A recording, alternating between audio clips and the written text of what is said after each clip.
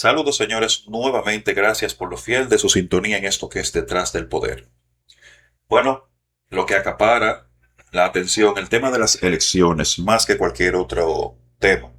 Eh, Aquí pues partiendo desde ahí, con el comentario, el juego de las sombras en la política peruana. Reflexiones sobre las declaraciones de Jorge Nieto y el escenario electoral. Entonces, señores, podríamos decir que antes que nada, yo siempre inicio con algo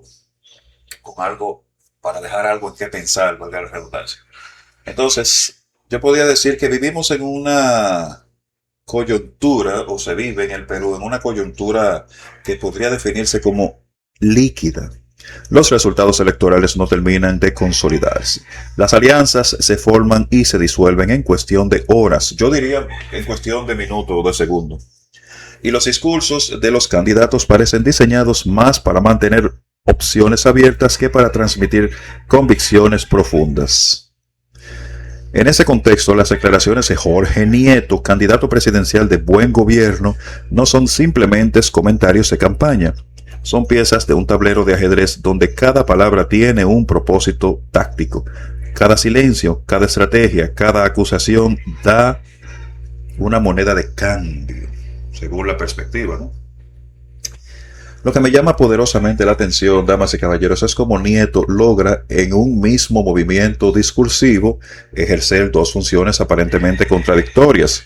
Por un lado, se presenta como el partido prudente, que respeta las instituciones y espera los resultados oficiales de la JNE.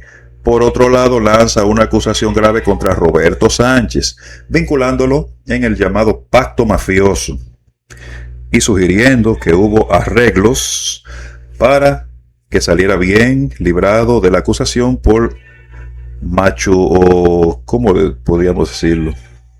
Mochasueldos, ¿verdad? Para que se entienda un poco mejor. Esta dualidad no es casual, es a mi juicio, usted podrá tener el suyo, la esencia de la política peruana contemporánea. Navegar entre legitimidad institucional y la confrontación populista, entre el discurso de unidad y la práctica de polarización selectiva. Entonces podríamos tomar varias visiones esa. La primera sería la prudencia como estrategia. ¿Esperar la JNE o ganar tiempo? Buena pregunta, ¿no? Entonces, diríamos que cuando Nieto afirma que el político se pronuncia sobre realidades y que todo lo demás es especulación, está construyendo una narrativa de responsabilidad que lo distingue una palabrita ahí que usted pueda entender. Diríamos el opinólogo. Es un movimiento inteligente porque es un país sulfatado y también saturado de voces, ruidos mediáticos y análisis contradictorios. Posicionarse como quien espera los hechos transmite serenidad, también podríamos decir autoridad. Pero seamos honestos, señores, detrás de esta aparente neutralidad hay una jugada maestra de negociación política. Si yo lo percibo, usted también puede darse cuenta. Al no comprometerse con ningún candidato hasta que la JNE emita resultados oficiales, Nieto preserva su capacidad de maniobra. Si su partido tiene representación parlamentaria o un caudal de votos significativos, esa ambigüedad se convierte en poder. Puede negociar apoyos, exigir contrapartidas o incluso decidir no apoyar a nadie y mantenerse como una voz crítica independiente. En otras palabras, su prudencia institucional es, en realidad, una forma sofisticada de mantener todas las puertas abiertas. Entonces, damas y caballeros, aquí surge una pregunta incómoda. ¿Es legítimo este tipo de estrategia? Desde un punto de vista puramente político, sí, es parte del juego, pero desde una perspectiva ciudadana genera desconfianza. El elector promedio, cansado de promesas incumplidas y alianzas oportunistas, podría interpretar esta postura no como una prudencia, sino como calculada indiferencia. Entonces la política al final, no solo se juega en los despachos de negociación, se juega en la percepción pública. Entonces, otra visión que podríamos también ver en este caso sería pacto mafioso, etiqueta política o herramienta de deslegitimación. El término pacto mafioso es en sí mismo un acto retórico poderoso. No define con precisión jurídica a quienes lo incluyen, pero evoca inmediatamente una imagen de corrupción organizada, de acuerdos espurios, de traición a la confianza pública. Al usarlo, Nieto no necesita detallar cargos específicos. La etiqueta se hace en el trabajo sucio, o lo hace el trabajo sucio por él. Entonces, lo interesante es que esta narrativa no nace exclusivamente de su partido. Como él mismo reconoce, existe una campaña ciudadana llamada Por estos no, que ya había instalado el imaginario colectivo, la idea de que ciertos actores políticos representan lo que la gente rechaza. Nieto entonces no inventa el concepto, lo capitaliza, se suma a un sentimiento preexistente y lo utiliza para marcar distancias de sus competidores.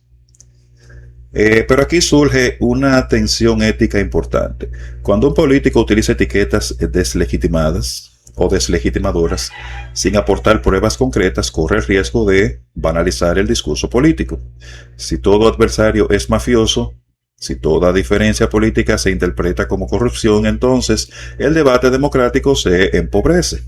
La política deja de ser un espacio para resolver diferencias mediante argumentos y se convierte en un campo de batalla donde el objetivo no es convencer, sino aniquilar simbólicamente al otro. Además, la acusación de que Sánchez tuvo arreglos para evadir acusación por mochasueldos merece un escrutinio cuidadoso. El caso de los mochasueldos es real y generó una legítima indignación ciudadana. Pero vincular a un candidato específico con acuerdos oscuros requiere más que insinuaciones, requiere evidencias. Si Nieto posee información correcta, debería presentarlas ante las instancias correspondientes. Si no las tiene, entonces su afirmación se convierte en un arma de campaña, no en un aporte a la transparencia. Recuerden que en la campaña todo el mundo se tira los trapitos al sol, eso todo el mundo lo sabe. Entonces, otra visión que podríamos ver en esta parte sería los mochasueldos, siguiendo en la misma línea. Símbolo de una crisis profunda. El escándalo, de los mochasueldos no fue un incidente aislado. Fue la punta del iceberg en una crisis institucional que atraviesa el Congreso peruano. Representa la percepción ciudadana de que existen mecanismos informales para evadir responsabilidades, de que las normas se aplican de manera selectiva, de que el poder se ejerce con impunidad. Cuando Nieto utiliza ese caso para cuestionar a Sánchez, está tocando una fibra sensible del electorado. Pero también está corriendo un riesgo. Si su propio partido o aliados han tenido comportamientos similares en el pasado, la acusación podría revertirse como boomerang. En la política peruana, la conciencia o la coherencia es una moneda escasa y los electores tienen memoria larga, aunque a veces selectiva. Entonces, señores, abundando más, que me parece más interesante, lo que me preocupa es que este tipo de acusaciones, cuando se acompañan de propuestas correctas de reforma institucional, terminan alimentando el cinismo político. Entonces, el ciudadano promedio puede terminar pensando, todos son iguales, ninguno es confiable. Da igual por quién yo vote, todos harán lo mismo. Entonces, ese desencanto es caldo de cultivo perfecto para el autoritarismo, el populismo radical, la abstención masiva. Otra visión que podríamos ver de ese tema es el JNE como árbitro, institución legítima o campaña de disputa. Abundar aquí sería pues decir que la insistencia de Nieto en esperar el JNE para pronunciarse es, en teoría, un gesto de respeto a la institucionalidad democrática. En un país donde los resultados electorales han sido frecuentemente cuestionados, donde la desconfianza en los organismos electorales es alta, reafirmar la autoridad del JNE es importante. También es cierto de que los organismos electorales no operan en el vacío político. Sus decisiones son observadas, presionadas y en ocasiones cuestionadas por actores que o con intereses particulares. Por eso, la referencia constante del JNE puede ser, paradójicamente, una forma de trasladar la responsabilidad política. Si algo sale mal, si una alianza no funciona, si un candidato no cumple, simplemente se podrá decir: esperamos lo que diga el JNE. Entonces, señores, la verdadera prueba de la legitimidad institucional no está en invocar el JNE, sino en aceptar sus decisiones incluso cuando son desfavorables. Y ahí será donde veremos la coherencia real de los actores políticos, no en sus declaraciones de campaña, sino en sus conductas posteriores a los resultados. Una visión más. Estamos sacando visiones, por eso siempre digo que estos son comentarios analíticos. Usted podrá escuchar noticias por ahí. Si usted quiere buscar noticias, la va a encontrar por montón. Ahora, si usted quiere desmenuzar el hecho de una noticia en particular, entonces se puede acercar a nosotros. Dice que la ciudadanía como actor, participación real o instrumentalización. Uno de los aspectos más importantes del discurso de Nieto es su referencia a la campaña por estos no y su intención de salir a preguntar a la gente su opinión. En un sistema político tradicionalmente elitista, este gesto de apertura hacia la ciudadanía es en principio positivo. Va a encontrar de todo si sale a preguntarle a la gente. Uno de los aspectos más interesantes, como dije, es ese, ¿no? Entonces, pero hay una delgada línea entre escuchar a la gente y utilizar su voz como legitimación de decisiones ya tomadas. Cuando un político dice, escucharemos lo que piensa la gente, la pregunta es clave. ¿Para qué? Para incorporar esas opiniones en su plataforma, para ajustar la estrategia de alianza o simplemente para proyectar una imagen de cercanía mientras toma decisiones en círculos cerrados. Sí, porque la gente no es tonta, la gente, bueno, pues vamos a salir a preguntarle lo mismo sabiendo ya el resultado. Bueno, abundando más, podríamos decir que la participación ciudadana auténtica requiere mecanismos institucionales, transparencia en la toma de decisiones y rendición de cuentas. No basta con girar ruedas por el país entero, o podríamos decirlo, no basta con giras, sino que los partidos políticos quieren reconstruir la confianza, deben ir más allá del gesto simbólico y construir canales reales de incidencia ciudadana. Otra visión. Escenarios para la segunda vuelta. Alianza o principios. Se pone interesante, ¿no? La gran diferencia o el gran dilema que enfrenta Nieto y que enfrentará cualquier actor político en segunda vuelta es el clásico conflicto entre principio y pragmática. Por un lado, dicho con claridad que jamás establecerá acuerdos con un pacto mafioso corrupto. Por otro, mantiene la posibilidad abierta de apoyar a algún candidato sin descartar ninguna opción.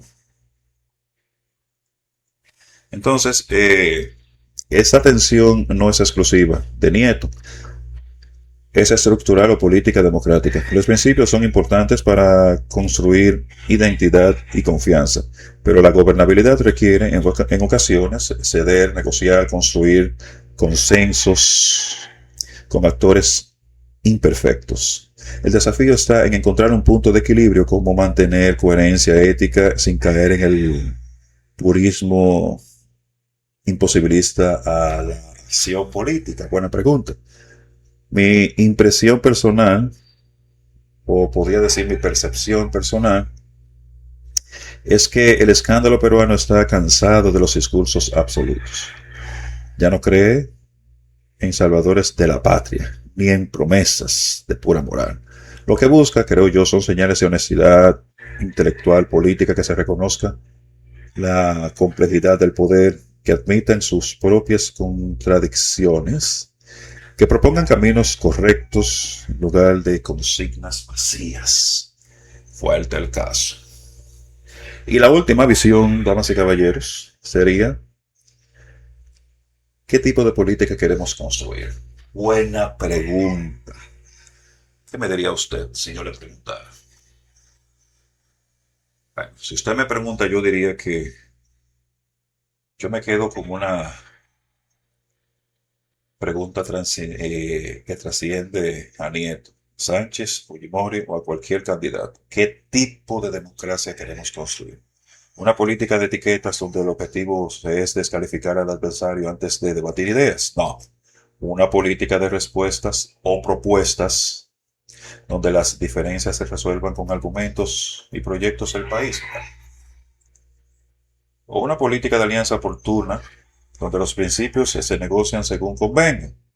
O una política de coherencia donde las decisiones se tomen con base a valores claros,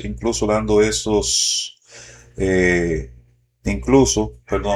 cuando eso implique costos políticos. O una política que instrumentalice la ciudadanía como fuente de legitimación retórica. O una política que construya canales reales de participación y rendición de cuentas. Escoja usted la respuesta de esas preguntas.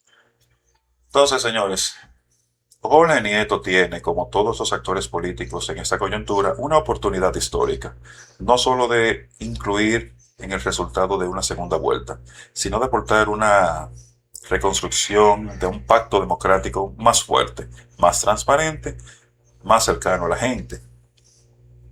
Entonces, la pregunta es, ¿la aprovechará? Buena pregunta. Sería bueno que la aproveche, ¿no? Y